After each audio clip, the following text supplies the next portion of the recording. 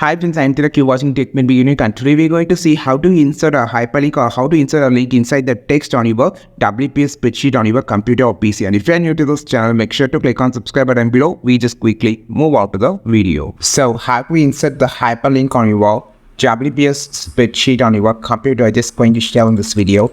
So first of all, just type any text. For an example, here I just going to type as text with words.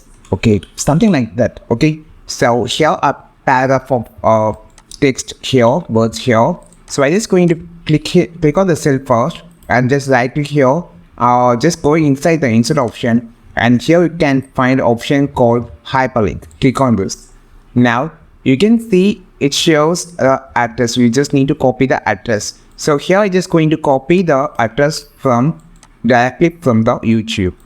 So you can also have this local address. I'm just going to copy this and click OK. Now you can see it changes to blue color. If you just click this, it automatically opens on the YouTube. So this is how you just insert the hyperlink. You can just provide any website link or any link to the word or explanation. You can also you can see, just put your cursor on the top of it. It shows the website link.